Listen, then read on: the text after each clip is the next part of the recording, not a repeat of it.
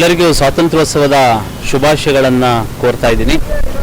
ಈ ದಿನ ನ್ಯಾಯಾಂಗ ಇಲಾಖೆ, ಪೊಲೀಸ್ ಇಲಾಖೆ, ಜಿಲ್ಲಾಡಳಿತ, ಕಾಲೇಜು ಮತ್ತು ಶಿಕ್ಷಣ ಇಲಾಖೆ ಇವರೆಲ್ಲರುಗಳ ವತಿಯಿಂದ ಸುಮಾರು 800 ಮೀಟರ್ ಉದ್ದದ ರಾಷ್ಟ್ರಧ್ವಜವನ್ನು ನಮ್ಮ ಮಕ್ಕಳು ಇವತ್ತು ಡಾಕ್ಟರ್ BR ಅಂಬೇಡ್ಕರ್ ಅವರ ಭವನದಿಂದ ಇವತ್ತು ಚಿಕ್ಕಬಳ್ಳಾಪುರ ನಗರದ ಪ್ರಮುಖ ರಾಜ ಬೀದಿಗಳಲ್ಲಿ ಇವತ್ತು ರಸ್ತೆಗಳಲ್ಲಿ ಈ ಬಾವುಟವನ್ನು 800 ಮೀಟರ್ ರಾಷ್ಟ್ರಧ್ವಜವನ್ನು ಮಕ್ಕಳು ತಮ್ಮ ತಲೆಯ ಮೇಲೆ ಹೊತ್ತು ಅದನ್ನು ಎಲ್ಲ ಜನರಿಗೂ ಕೂಡ ರಾಷ್ಟ್ರಾಭಿಮಾನ ಮೂಡ್ತಕ್ಕಂಥ ಒಂದು ನಿಟ್ಟಿನಲ್ಲಿ ಈ ಕಾರ್ಯಕ್ರಮವನ್ನು ಹಮ್ಮಿಕೊಂಡಿದ್ದೀವಿ.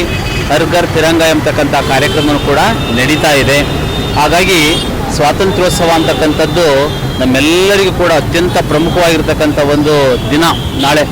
ಏಕೆಂದರೆ ನಾವೆಲ್ಲರೂ ಕೂಡ ಸ್ವಾತಂತ್ರ್ಯವನ್ನು ಪಡ್ಕೊಂಡು, ನಮ್ಮ ದೇಶ ಸ್ವಾತಂತ್ರ್ಯವನ್ನು ಪಡ್ಕೊಂಡು ನಾವು ಪ್ರಜಾತಂತ್ರ ಗಣರಾಜ್ಯವನ್ನಾಗಿ ಮಾಡಿಕೊಂಡು ದೇಶದ ಅಭಿವೃದ್ಧಿಯಲ್ಲಿ ಸ್ವಾತಂತ್ರ್ಯ ಅಂತಕ್ಕಂಥದ್ದು ಭಾಳ ಮುಖ್ಯ.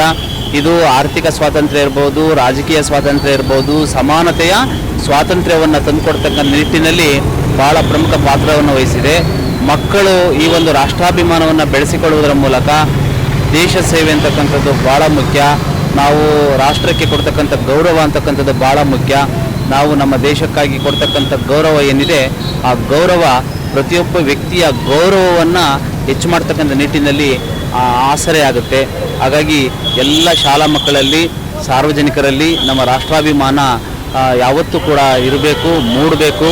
ಮುಂದಿನ ಪೀಳಿಗೆಗೂ ಕೂಡ ಈ ರಾಷ್ಟ್ರಾಭಿಮಾನ ಅಂತಕ್ಕಂಥದ್ದು ಹಸ್ತಾಂತರ ಆಗ್ತಾ ಹೋಗಬೇಕು. ಆ ಒಂದು ನಿಟ್ಟಿನಲ್ಲಿ ಇವತ್ತು ನಮ್ಮ ಪೊಲೀಸ್ ಇಲಾಖೆಯವರು ಸುಸಜ್ಜಿತವಾಗಿರ್ತಕ್ಕಂಥ ಒಂದು ಬಂದೋಬಸ್ತನ್ನು ಮಾಡಿಕೊಡುವುದರ ಮೂಲಕ ಈ ಒಂದು 800 ಮೀಟರ್ ರಾಷ್ಟ್ರಧ್ವಜ ಇವತ್ತು ನಗರದ ಎಲ್ಲ ಭಾಗಗಳಲ್ಲಿ ಕೂಡ ಸಂಚರಿಸ್ತಾ ಇದೆ.